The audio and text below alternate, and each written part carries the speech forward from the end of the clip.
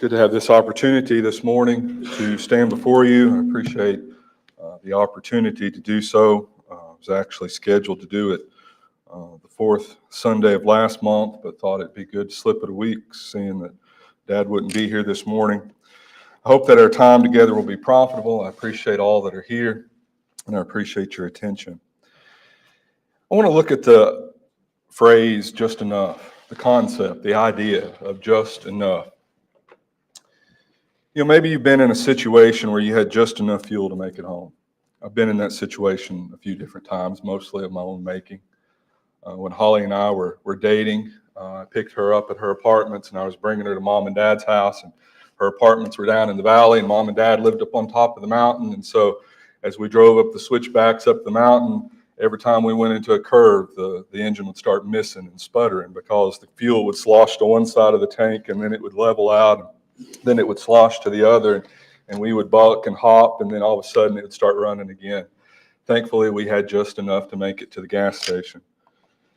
And maybe you have just enough speed to win. I'm not promoting horse racing this morning or what people do with horse racing, but you see a picture of a photo finish there. It may be a little difficult to tell, but I believe the horse in the upper portion of the frame is the winner because he's got just every bit more of his nostril across the line than the horse just to the bottom of him. So again, you don't have to be vastly faster than another car. You don't have to be vastly faster than another human being or another animal. You got to have just enough to win. If you're talking about a game, an athletic event, football game, basketball game, it doesn't matter if you win by 100 points or 1 point. All you got to have is just enough to win. And then just enough points to pass. There's been a few times in my life where that was my goal in some situations. Kind of already given up, and I wanted just enough to get by. It didn't have to have an A, didn't have to have a B, didn't even have to C. If I just had enough to pass, that's all I cared about. So we talk about it in that sense, and it's kind of a positive thing, right? We've got enough to accomplish what it is we want to do. This same concept of just enough can be, I think, indicative of a bad attitude as well. When we start talking about how much must I attend, how much must I give, how much must I change when I become a Christian? I think Brother Philip kind of addressed some of this idea in one of the sermons that he presented in our gospel meeting a few weeks ago, this idea of, what's the minimum I can do and still get by? Well, that shouldn't be the attitude of a Christian, and I trust it doesn't describe any of us this morning, that we want to do just enough and not anything more. If I got to be there 7 times, then I'm going to make sure I'm just there 7 times and not 1 time more. That's the attitude that we're talking about here that is indicative of a bad attitude. But I want to look at it in another way this morning. If you will, turn in your Bibles to Matthew chapter 5. If you've got a marker, you may want to place it there. We'll be coming back and referencing it some throughout the course of our study this morning. But in Matthew chapter 5, beginning in verse 21, Jesus says, "You have heard that the ancients were told, 'You shall not commit murder, and whoever commits murder shall be liable to the court.' But I say to you that everyone who is angry with his brother shall be guilty before the court. And whoever says to his brother, 'You good for nothing,' shall be guilty before the Supreme Court. And whoever says, 'You fool,' shall be guilty enough to go into the fiery hell." Reading this morning out of the New American Standard, and that's the way it's translated. Guilty enough to go into the fiery hell. If you read now the King James Version, it says something to the effect of the English Standard, I believe, says liable, shall be liable. The King James Version went blank for just a moment. Somebody want to read that for me? That shall be in danger of hellfire. It's the same concept. If I'm in danger of something, I am guilty enough. I have done enough to deserve it, to merit it. So this idea of guilty enough to go into the fiery hell, we'll talk more about this verse on the next slide. But again, I want us to talk about this idea this morning of just enough to be lost. We sometimes may look at ourselves and we say, well, I'm not that bad. I'm not over here on the far extreme, but maybe I'm guilty enough. Maybe I've done just enough to still be lost. I believe that's exactly what Jesus is talking about here in this passage. Maybe just enough anger to be lost. You may not consider yourself to be an angry person. I don't think most of us would, if people were asking about us, we'd describe ourselves, well, I'm an angry person. But maybe we are. We look around the world and there are people just like the one on the slide all around us. We see it on TV every day, people screaming and hollering at each other, people rioting, people fussing, people fighting. We see it at work. We see it out on the road. If you do something foolish, if you mess up, the guy in the car beside you may look just like this guy. He's angry. He's mad. Maybe it's at home. I hope not. But maybe that's the way we act. You certainly may not be angry enough to murder someone, to physically harm them. And that's what we're reading here in Matthew chapter 5, verse 21. You've heard that the ancients were told, you shall not commit murder. Don't do that. And it seems as though the Jews were taking solace in the fact that they hadn't murdered anybody. And Jesus says that's not good enough. Just not to physically kill somebody isn't enough. Verse 22, but I say to you that everyone who is angry with his brother shall be guilty before the court. Guilty of what? What's he talking about? He's talking about murder. This idea of hatred. 1 John 3, what does John tell us? John says that if we hate our brother, we are a murderer. If we have those feelings in our heart towards someone, whether we either pick up a knife or a gun to do away with them, if we've done it in our minds, we're already guilty. Verse 22, everyone who is angry with his brother shall be guilty before the court. Whoever says to his brother, you good for nothing, shall be guilty before the Supreme Court. And whoever says, you fool, shall be guilty enough to go into the fiery hell, shall be in danger of hellfire, shall be liable unto hell. When we're angry at our brother, and we start thinking bad thoughts, and we resent them, and we start feeling those feelings of hatred, and we start calling them names.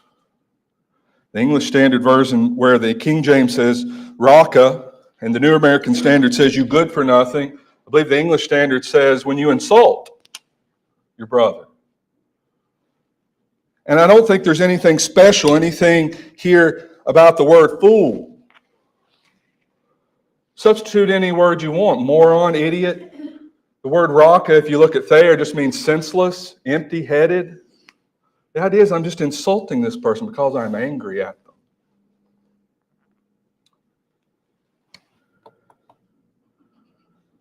It's our tongue, it's our thoughts that can get us into plenty of trouble without us ever having to physically carry out what it may be that we're harboring in our hearts. And that's what verse 22 that we just read, I believe, indicates. Turn over to chapter 15 and look at verse 8.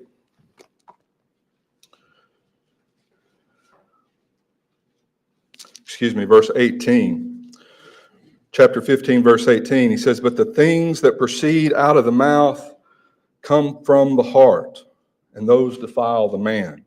Verse 19 says, for out of the heart come evil thoughts, murders, adulteries, fornications, thefts, false witness, slanders. It all starts inside. And whether we say it verbally or not, if it's inside, that's why Solomon said, as we think in our heart, so are we. As a man thinketh in his heart, so is he. It's our heart, it's our thoughts that get us into trouble. In James chapter 3, speaking there about the tongue, James has many things to say. Let's read a few of them together as we consider this point. Beginning in verse 8, he says, but no one can tame the tongue. It's a restless evil and full of deadly poison. With it we bless our Lord and Father, and with it we curse men who have been made in the likeness of God. From the same mouth come both blessings and cursings. My brethren, these things ought not to be this way. Does a fountain send out from the same opening both fresh and bitter water? Can a fig tree, my brethren, produce olives, or a vine produce figs? Nor can salt water produce fresh. He illustrates this idea about how a spring can't send out fresh water or good water and bad water. A fig tree can't bear different types of produce. But yet our mouths, with it we bless God and we curse men. And he says these things ought not to be so. Turn back over a couple chapters to chapter 1 and notice what he says in verse 19. This you know, my beloved brethren, but everyone must be quick to hear, slow to speak, and slow to anger. For the anger of man does not achieve the righteousness of God. And that's the reason we have to be careful with anger. Our anger, the anger of man, does not achieve the righteousness of God. And we can have just enough anger to cause us to be guilty enough to go into the fiery hell. We need to instead remember what Paul wrote to the Ephesians and told them in Ephesians chapter 4. In Ephesians 4, beginning in verse 26, he says, Be angry, and yet do not sin. Do not let the sun go down on your anger, and do not give the devil an opportunity. Skip down to verse 29.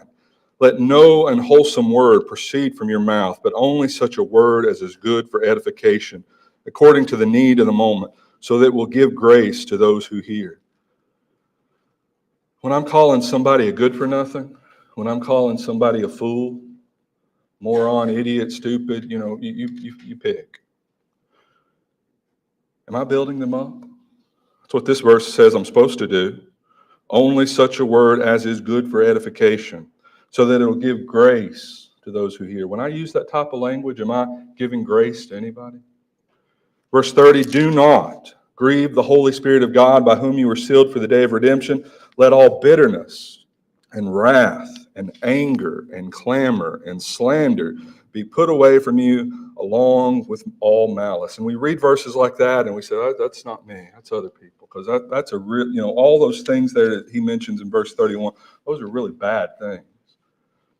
And yet if we're not careful, we can harbor resentment, we can harbor bitterness, and it can cause us, in our anger, to slander people. It can cause us to act with malice. Verse 32 says, instead, we ought to be kind to one another, tender-hearted, forgiving each other just as God in Christ also has forgiven you. When that guy cuts me off in traffic in the morning, and it makes me angry because, I have to slam on my brakes and maybe I swerve and maybe it nearly causes me to wreck. And I think, how thoughtless. And boy, the anger just builds up. Well, if I were tender-hearted, I might be willing to let that go. Might be willing to say, well, you know what? He may not even saw me. Or if it's obvious that he saw me, he may be having a really bad day. He may be on his way to the hospital. There may be someone he loves there, and he's just not handling it well, and he doesn't justify the way he's driving, but still, something could be going on in his life. Am I tender-hearted? Am I willing to forgive, or do I start rattling off the names in my mind? We need to be careful not to let things fester. That's exactly what Paul is telling them in verse 26. Be angry, and yet do not sin. And what does he say in the second half of that verse? Do not let the sun go down on your anger. We need to resolve things. We don't need to let it fester and stew. You can turn a pot on to simmer and it doesn't boil. It just, you see vapor coming off of it, but it's not boiling, it's just simmering. And all you got to do is add just a little bit more heat and all of a sudden it's boiling. Sometimes that's the way it is with our anger. Sometimes somebody does something, sometimes somebody says something and I can't quite let go of it and it just festers with me. And when I do that, what he tells me in verse 27 is that I am giving the devil an opportunity. I'm giving him an opportunity to allow myself to sin. Instead, I need to be kind, tender-hearted, forgiving, just as Christ forgave me, verse 32. Turn back to Matthew chapter 5. Notice in verse 23 what is said there. We read verse 21 and 22. Verse 23 says, therefore, if you're presenting your offering at the altar and there remember that your brother has something against you, leave your offering there before the altar and go first be reconciled to your brother and then come and present your offering. I need to take care of things. Again, that idea of not allowing things to fester, not allowing things to stew. Because what he tells me here in this passage is that it affects my service to God. Turn to 1 John chapter 2. 1 John chapter 2, and let's begin reading in verse 9. The one who says he is in the light and yet hates his brother is in darkness until now. The one who loves his brother abides in the light, and there is no cause for what? Stumbling in him. But the one who hates his brother is in the darkness and walks in the darkness and does not know where he is going because darkness has blinded his eyes. When I allow things to fester, when I allow things to stew, when I let the sun go down on my wrath, I'm giving the devil an opportunity to blind me, an opportunity to cause me to stumble. I like what Paul says in 1 Corinthians chapter 7. In the context of the chapter, he's dealing with brethren who are taking brethren to court because they have issues with one another, and so they're going before the courts of man to have these issues tried. And he asks them, isn't there a wise man among you who can judge, who can arbitrate, but yet you go before the unbelievers? But notice what he says in verse 7. He says, actually then, it is already a defeat for you that you have lawsuits with one another. And then notice what he says, the questions that he asks. Why not rather be wronged? Why not rather be defrauded? Is that our attitude? Somebody does something, somebody says something, somebody treats us a certain way, man, and we want to get retribution. Paul asked the question, why not rather just be wronged? Why not rather just be defrauded? Why not rather just let it go? In Colossians chapter 3, I don't have this one on the chart, but in Colossians chapter 3, he says, bearing, verse 13, bearing with one another and forgiving each other, whoever has a complaint against anyone, just as the Lord forgave you, so also should you. But sometimes we're not willing to let things go, are we? I've got a complaint and I want it resolved. Why not rather be wronged? Why not rather be defrauded? So maybe I have just enough anger in my life to cause me to be lost, cause me to be guilty enough to go into the fiery hell. Maybe I have just enough dishonesty to be lost. You may not consider yourself a liar, and I hope you don't. I hope none of us do. It sometimes would be nice if, like Pinocchio, if we told a little fib, little white lie, we sometimes characterize them that, our nose grew. Because then maybe it might help us to see that, what I said wasn't really truthful. I heard someone say one time that we need to recognize a half-truth still counts as a whole lie, and I think that's exactly true. Let me illustrate that for you. I was talking to a lady years ago, and she was talking about, she's up in years now, but she was talking about when her children were home, she had some daughters, and guys would call the house, and the girls didn't want to talk to the guys, and so they'd say, Mom, tell him I'm in the shower. And she would proceed to go into the bathroom, step into the tub, and her mom would say, I'm sorry, she can't come to the phone right now, she's in the shower.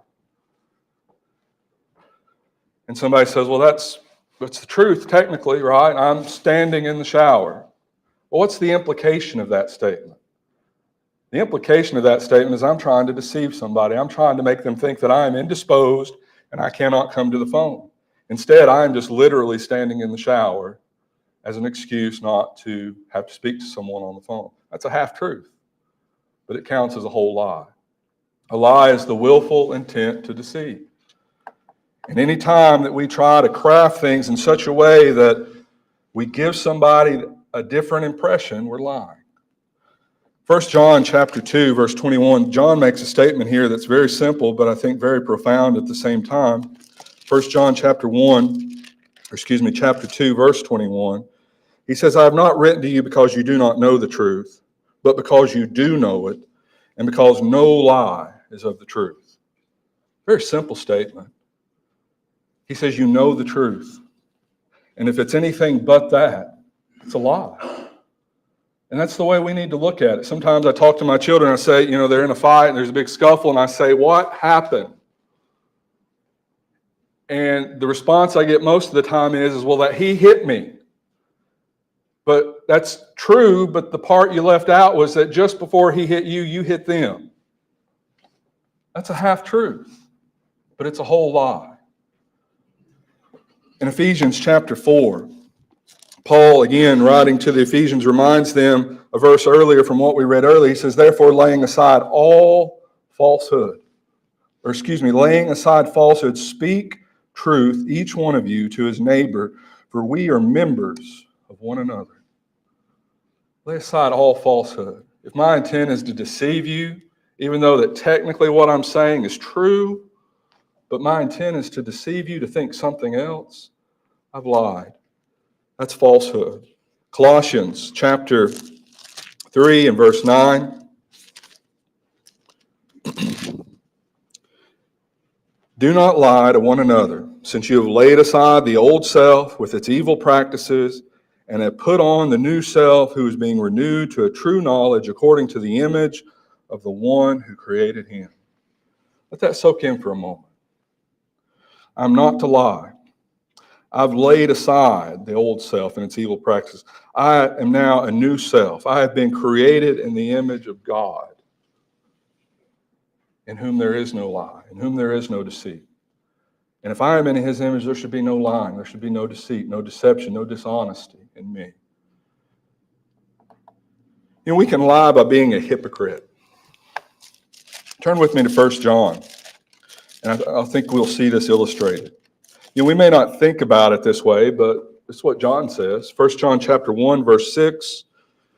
If we say that we have fellowship with him, what does that mean? Well, I'm a Christian, I'm a disciple, I'm a follower. If we say that we have fellowship with him and yet walk in the darkness, what does he say? Well, obviously we're being a hypocrite if we say we're following him, but instead we're walking in darkness. But John says we lie. We lie and do not practice the truth. Turn over to chapter 2, verse 4. The one who says, I have come to know him, and does not keep his commandments is a liar, and the truth is not in him. Is it possible maybe there's just enough dishonesty in me to cause me to be lost because I'm being a hypocrite? Because I'm saying I'm one thing, but I'm doing something else? We need to remember what John was told in Revelation 21 and verse 8. The cowardly and unbelieving and the abominable and murderers and immoral persons and sorcerers and idolaters. You know, that's a pretty bad list, isn't it? Don't have much, respect for cowards, do we? We don't have much respect to people who don't believe in God. People that are detestable, the abominable, murderers, people who are sexually immoral, sorcerers, people who practice witchcraft and dark arts. And if you don't think they do, that they exist. An idolater, somebody who would worship somebody other than God. But then what's the very last thing in that list? And all liars. He doesn't just say and liars, he says all liars. To me, it almost seems like something is implied there, because maybe sometimes we try to dismiss our lies as just half-truths, white lies, insignificant things, just a little embellishment. But nonetheless, it's a lie. All liars, he says, will have their part, and their part will be in the lake that burns with fire and brimstone, which is the second death. What about this one? Just enough wealth to be lost. Turn with me to Matthew chapter 19. We're all familiar with this passage. We all know the story of the rich young ruler, and he comes to Jesus and he asks him what he must do to inherit eternal life. And Jesus tells him, he says, I've kept all those things from my youth up. And Jesus says, one thing you lack. Go and sell all that you have, give it to the poor, and you'll have treasure in heaven. Verse 22 says, but when the young man heard this statement, he went away grieving, for he was one who owned much property. And Jesus said to his disciples, truly I say to you, it is hard for a rich man to enter the kingdom of heaven. Well, just how hard is it, Jesus? Verse 24, again, I say to you, it is easier for a camel to go through the eye of a needle than for a rich man to enter the kingdom of God. I've heard people kind of explain this one away a little bit talking about a passage through a wall in a city, and, while not impossible, very difficult for a camel to go, maybe. But I say probably not, because verse 26 says, with people this is impossible, but with God all things are possible. You ever seen a camel up close, maybe at the zoo? Maybe you've been to a country where the camels are native. Big animals. You ever looked at the eye of a needle, try to thread it? Not possible, is it? To stick a camel through the eye of the needle. With people, this is impossible. With God, all things are possible. It's hard for a rich man to enter the kingdom of God. It's easier for a camel to go through the eye of a needle. Difficult, isn't it? Very difficult. And so you may say, as you read this, I'm glad that's not me, because I'm not rich. And so this doesn't apply to me. We look at men like Jeff Bezos. We look at men like, his name just left me. We look at men like Elon Musk and Mark Zuckerberg. What's the Microsoft man's name? Bill Gates, thank you. Sometimes I worry about myself. But we look at men like these. They were the four richest men in America. Sometimes they jockey and they trade positions depending on how the markets and which markets are doing what. Usually Bezos and Musk that kind of go back and forth, worth somewhere, I think the last time I heard, somewhere between 2 and 300 billion with a B dollars. And we say, man, those guys are rich. And they are. Rich beyond our wildest dreams. So rich that it would nearly be impossible to spend all that money, even if you were spending, probably more than you and I make combined every day that they live for the rest of their lives. That's how much money 1 billion is, much less 200 or 300 billion. Yes, these men are rich. But I think what we need to keep in mind is that rich is a relative term. Notice the rich man's response. He goes away grieving, for he was one who owned what? Much property. That's what made him rich. He owned much property. And you say, well, how much was that? I don't know. And it doesn't matter. It was just he owned much property. And you say, well, I don't own much property. I got a third of an acre, and I got a 1,200 square foot house, and I got a 6-year-old car. I don't even approach richness. What about when you look at a picture like that? That's a family in Haiti. That's what I call a mud hut. It's made out of, some kind of canes, and it's plastered with what looks like mud to me. Maybe it's concrete, but there's a lot of holes in it. It's got a thatched roof. How many closets do you think that house has? How many shoes do you think each one of those individuals owns? How fast do you think their internet is? How big's their microwave oven? How big's their refrigerator? When you think about it that way, we're rich too. We're very rich. Rich is a relative term. I may look at somebody above me and say, I'm not that rich, but somebody below me may look at me and say, that guy's rich. And we truly are, and we need to realize it. And so we need to take heed of what Jesus says here in this passage concerning riches. It is hard for a rich man to enter the kingdom of heaven. And so let's not fool ourselves into thinking that, well, I'm not rich, and so this doesn't apply to me. I want us to realize that wealth is not inherently evil. I think a lot of people get that idea. And if you look at a lot of the movements going on in society and have been going on in society for the past couple hundred years, Marxism, communism, socialism, all those type of things, riches are bad, riches are inherently evil. I don't believe that to be the case. And I think there's a number of passages we could examine in the scriptures that would show us that. It's no more wrong to be rich than it is right to be poor. Proverbs chapter 30, I think, is a passage that shows us the dangers of both. In Proverbs chapter 30, and in verse 8, keep deception and lies far from me. We talked about that a moment ago. Give me neither poverty nor riches.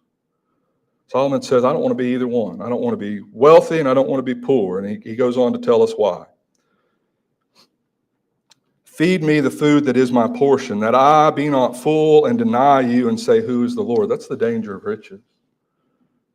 Just like we're going to look at in a moment in Luke, the man who said, divide the family inheritance with me. And Jesus said, who made me an arbiter over you? And he tells the story of a man whose fields produced very well. That man forgot about God, didn't he? He thought he was self-sufficient. He thought he had everything he needed. The Lord required his soul of him that night. That I be not full and deny you and say, who is the Lord? Or that I not be in want and steal and profane the name of my God. Either way can get me in trouble. If I don't have what I need, I may be tempted to steal. I may profane the name of the Lord and say, God, why'd you do this to me? God, why are you allowing me to starve? God, why, Or I may be rich and just say, well, I don't even need God. There's dangers either way. I want us to realize it's our attitude toward riches. 1 Timothy chapter 6, I think, bears this out quite clearly. When Paul talks about being content, and he talks about it's our attitude toward riches that calls us to get ourselves in trouble. 1 Timothy 6, verse 6, godliness actually is a means of great gain when accompanied by contentment. There's our word. We have brought nothing into the world, so we cannot take anything out of it either. If we have food and covering, with these we shall be content. That's what the proverb writer said. Give me the food that is my portion. Verse 9, but those who want to get rich. Does that describe you? I think it describes a lot of Americans. I think it describes a lot of young people, because what do they see? In popular culture, what do they see? People with big fancy cars, people with lots of money, people with nice clothes, people with big houses, people who are somebody because of the status that they have. Those who want to get rich fall into temptation and a snare and many foolish and harmful desires which plunge men into ruin and destruction. That's not a pretty picture, is it? We have this idea in our head that if I get rich, all my problems are solved. Everything I want's at my disposal. Life will just be so great. But he says we fall into temptation, a trap, many foolish, harmful desires that plunge us into ruin and destruction. That's what happens when we want to get rich. Verse 10, for the love of money is the root of all sorts of evil, and some by longing for it have wandered away from the faith and pierced themselves through with many griefs.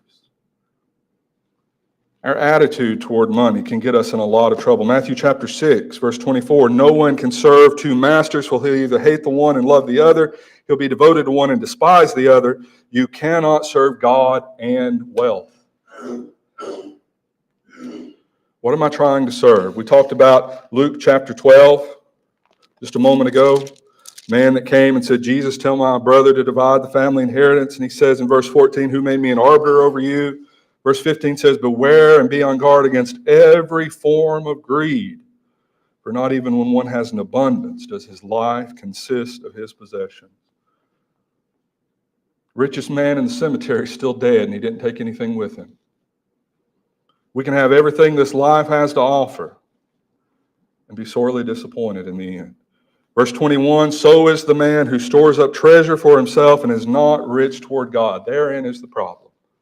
What is my goal? What am I seeking? What am I putting first? I can't serve them both. What about, you fill in the blank. What about just enough immodesty to be lost? You say, man, I don't wear that really revealing stuff. When I go to the beach, I don't wear a bikini. I don't wear, I don't wear a bathing suit. I keep my shirt on. I don't do that. I don't dress like, Taylor Swift. I don't know if you've seen that credit card commercial where she's parading around in some of her concert outfits, but she's in her underwear. I don't do that, and so we justify ourselves and say, I don't dress like that. I don't look like these rappers. I don't dress like they do, and these rock stars. I don't do that. But what if maybe my pants are just a little too tight, and it causes somebody to look and to lust, catches their eye, catches their attention? What if my shirt's just a little too low? Is it possible I'm guilty enough to go into the fiery hell? What about pride? And, we would all say, well, I'm not a prideful person. I'm an humble person. But yet, when we look at some of the sins we commit, aren't a lot of them the source, pride? What about lust? You say, well, I don't look at pornography. I don't do that.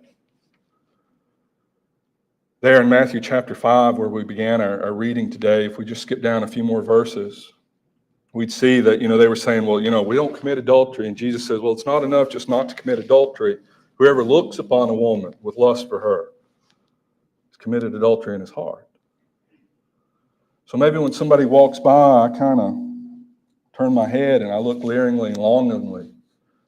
Is it possible that maybe I have just enough lust to be lost? Is it possible I am engaging in just enough fornication to be lost? A lot of young people, I think, try to rationalize the sexual acts that they engage in. And they say, well, I'm not doing that. And they think, well, that's okay because I'm doing everything but that, but I'm not doing that. The word fornication just means illicit sexual relationship. That's all it means. If I have a sexual relationship with somebody that's not my spouse, I'm committing fornication, even though I may not be doing that. However we want to define that. I knew in college a friend of a friend, and I don't want to go into graphic or explicit details. I'm sure you can imagine, but she was saying, I'm not doing that because I want to remain a virgin for my future husband, but she was doing a whole lot of other things, engaging in a sexual relationship with others. What about just enough worldliness? That's a broad category, isn't it? But it just simply means like the world, world-likeness. The way I talk, the way I dress, the places I go, the things I do, the way I spend my time. Maybe I have just enough worldliness. I'm not grossly worldly. I'm not out here at the bar. I'm not, popping off four-letter words, but maybe I have just enough worldliness to cause me to be lost. What about gambling? Some people say, well, I don't buy, I don't go to Vegas. I don't play the slots. I don't, play poker. I don't do any of that. I know gambling's wrong, but, if it's a raffle and it's for a good cause, I'll buy a few tickets. It's just for a pie and it's for a good cause. Or, here I'm at the checkout and I'm getting my Coke and my bag of chips for my road trip here. And here's the $1 scratch-off lottery tickets. It's just $1. Is it possible that maybe I could be engaged in just enough to cause me to be lost? What about idolatry? I don't think anybody here this morning bows down to a graven image. I don't think anybody has that problem. But do our actions betray us in that we put things before God? That's what idolatry boils down to. Putting something before God. What about strife? You say, I'm not a strifeful person. I'm not contentious. I'm not argumentative. Maybe just enough. What about jealousy?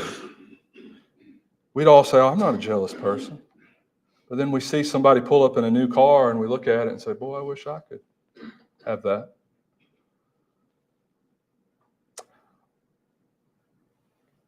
I knew a gospel preacher one time who was supported by another congregation, and the elders of that congregation came to visit with him. He was driving a new Volkswagen Beetle, not a Cadillac, a Volkswagen Beetle, probably at the time in the 70s, the cheapest car you could buy, living in a single-wide trailer. Elders come and visit him. They go back home. They write him a letter and say, we've decided to cut your support because you seem to be doing well enough without our help. And here's the kicker. The car wasn't even his. He borrowed it from his father. Volkswagen Beetle. I don't know if jealousy is what, I'm not saying that necessarily that's what promoted those men to do that thing. But have you ever looked at somebody and felt jealous of what they had and what you don't have? What about cheating? I remember about 8th or 9th grade that it was pretty rampant. It was probably rampant all through high school, but 8th or 9th grade, it really stands out in my mind. People would sit in the halls before school or before class or during lunch, preparing for the next class, and one person would have the homework assignment done, and everybody would stand around them, and they would sit there and they'd copy it before they go in. And I had people ask me, hey, Reuben, did you do the homework? Yeah, I did it. Hey, can I see it? Can I copy? And I say, no, I'll be glad to help you with it, but I'm not going to let you copy it. That's cheating. Oh, I got mocked mercilessly, ruthlessly. People got to where they just didn't ask, which was fine. That's cheating all the same. You say, oh, it's just a homework assignment. I have seen Christian children before Bible class copy each other's workbook lesson. It's cheating. What about stealing? You say, well, I don't think anybody here is going to leave this building and go to Walmart and stuff something in their shirt and walk out. I don't think anybody's got that problem. But what about when it comes to my time card at work and I work 7.5 hours and I just go ahead and I write in 8 hours on my time card? What about I go over to the office supply cabinet and I stick some pens in my pocket because I say I'm running a little low at home. After all, they owe me. They don't pay me enough. It's fine. I'll just take a few of these home with me. I knew a guy that worked for the telephone company. You go in his garage and he had every tool that AT&T had. You know why he had it? Because he worked for AT&T. And he would justify it and he'd say, oh, they buy new tools all the time. They have to replace them periodically. They're not going to miss these. Stealing. Not, knocking over the jewelry store, but stealing nonetheless. What about gossiping? Did you hear about what brother so-and-so did Friday night? I heard that he was over here doing this. Can you believe he'd do that? How about I run up to one of you and I say, well, I saw, maybe I witnessed it. I saw him do this. Brother Gary, I saw so-and-so doing this. Can you believe he'd do that? They're not gossiping. Even if I witnessed it. What's the problem there? I need to go to that individual. I need to talk to that man if I saw it.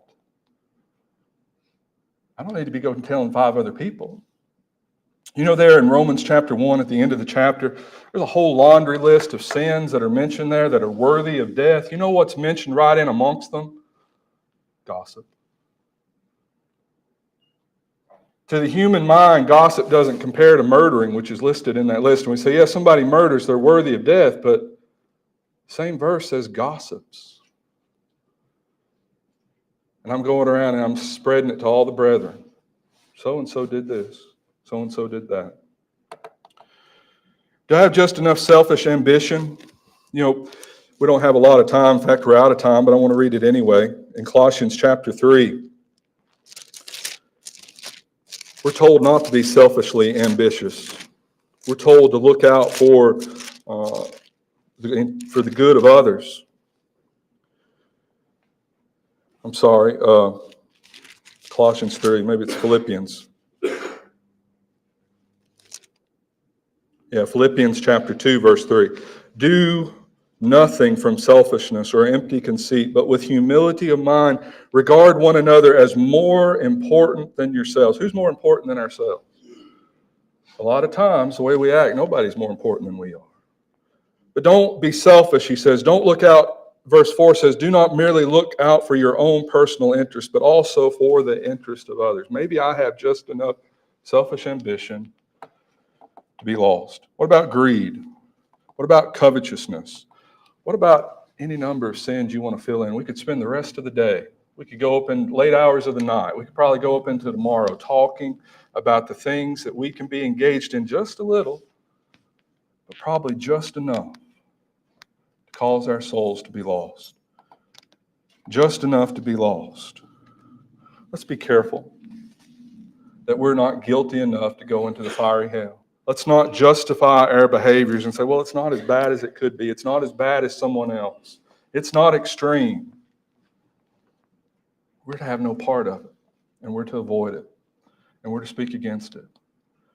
This morning, if there are those here who find themselves in this situation where there are sins in their lives, maybe those sins are of a public nature, bring shame and reproach upon the church, and they want to confess those sins. They want those things done away with in their life. Maybe they just need the prayers of the church for encouragement. We want to extend that opportunity to you. If there are those here who know what they need to do in order to obey the gospel, to have their sins washed away, we want to help you do that. Please don't leave without doing so.